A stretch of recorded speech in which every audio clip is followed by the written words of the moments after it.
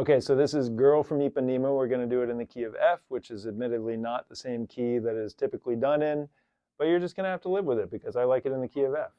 So I'm going to demo it once, and then we'll break it down piece by piece. So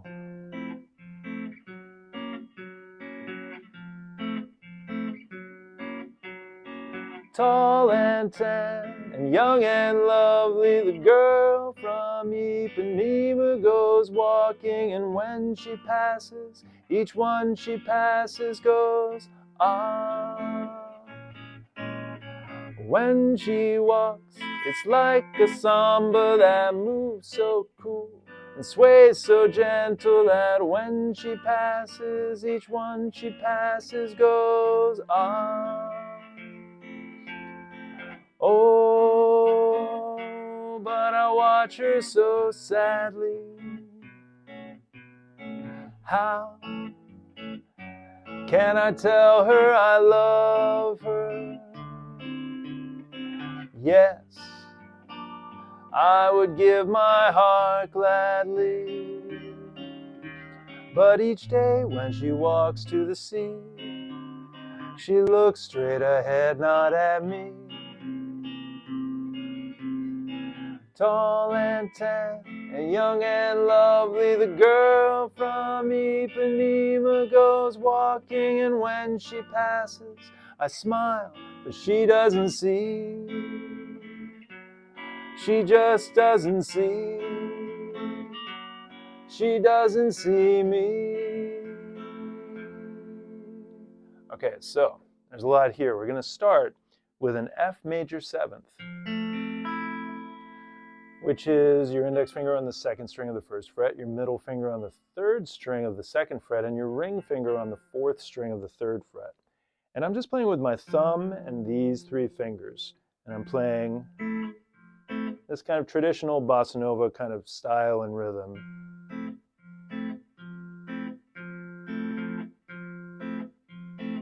Bum, bum, bum, bum, bum, bum, bum, bum, bum. You basically just have to kind of sing that rhythm to find the feel for it.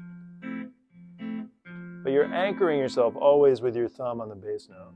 And I did a little intro there that I also did as an outro where I slid my 3 fingers up 1 fret to what would be an F sharp 7th, as opposed to an F major 7th. And I like to put a little slide in there. But once you start singing, you stay on F major 7th.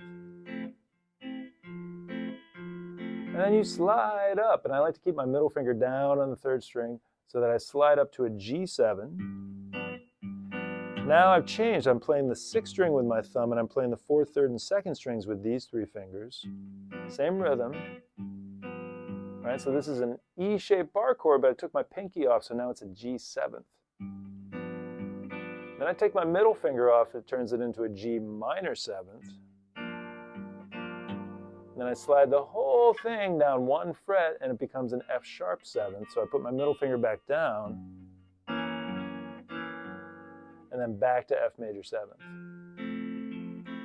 Now, you can, if you want to do a little turnaround chord here, just slide up 1 fret to F sharp 7th.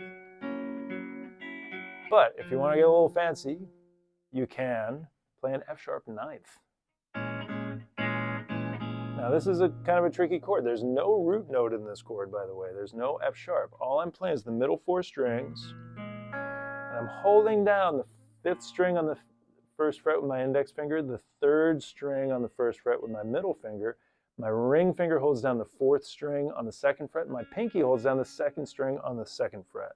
And I'm playing everything all at once, rather than that alternating thing that I'm doing on the other chords. I'm just plucking everything 1, 2, 3, 1, 2, like that for a little turnaround.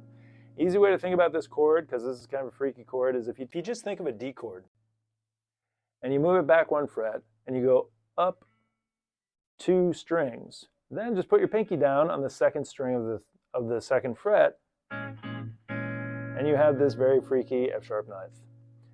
But if you don't want to do that, you could just slide up 1 fret, and you get kind of the same result, but not as cool in my opinion. Okay, so you're going to do that whole thing 2 times for 2 verses. But at the end of the second verse, you don't go back to your F sharp ninth. What do? You end back up on your F major seventh, but now you're going to slide up 1 fret to F sharp major seventh.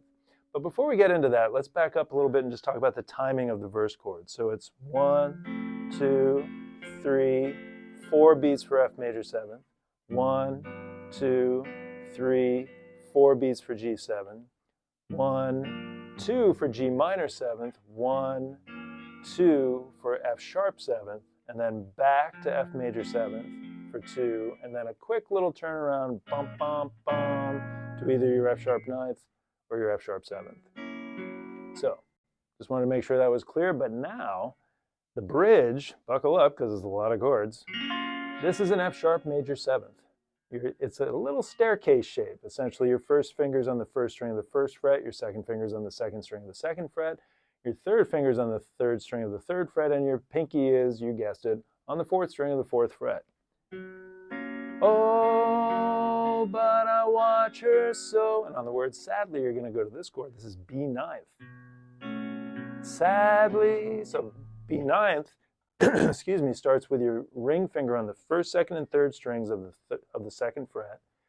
Your index finger on the fourth string of the first fret, and your middle finger reaches over both of them to the fifth string on the second fret. And I'm playing the fifth string with my thumb, and you can either pluck the fourth, third, and second strings, or the first, second, and third strings. Dealer's choice, whatever you think sounds good, or you could alternate. But then from there, you go to F sharp minor seventh. So that is barring the second fret, and then your ring finger goes down on the fifth string of the fourth fret. And you're holding everything here for 8 beats each.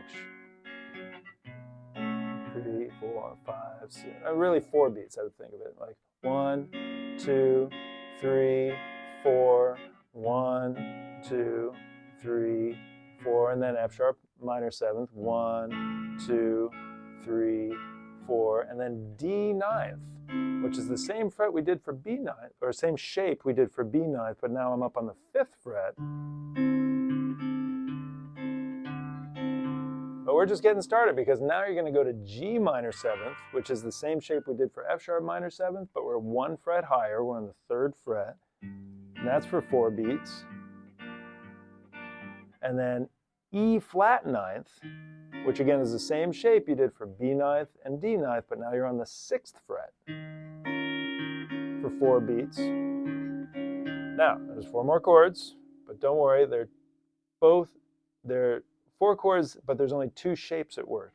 The first one is an A minor seventh. So I'm barring with my ring finger on the 4th, 3rd, and 2nd strings on the 5th fret. I'm muting my 1st string, I'm muting my 5th string, but my middle finger reaches up here to the 6th string on the 5th fret. And I'm just doing this for 2 beats. And then I'm going to bar with my index finger as if I'm playing an A chord, but I'm on the 4th fret of the 4th, 3rd, and 2nd strings. Then my middle finger holds down the 5th string on the 5th fret, and my ring finger holds down the 3rd string on the 5th fret. And I just play the middle 4 strings. This is what we call an inside chord. That's a D7 flat 9. So we got A minor 7th for 2 beats to D7 flat 9 for 2 beats. Then you're going to do exactly the same 2 shapes, but you're going to do it 2 frets lower. So this is G minor 7th on the 3rd fret to C7 flat 9. Now, you could just do that for 2 beats, but I personally like to linger a little bit. I like to kind of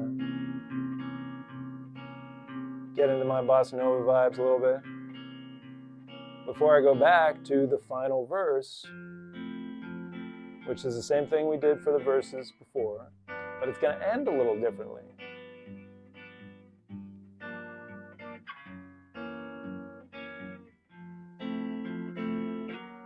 With the same chord change that I did for the intro, now I make that my outro. So she just doesn't see she just doesn't see.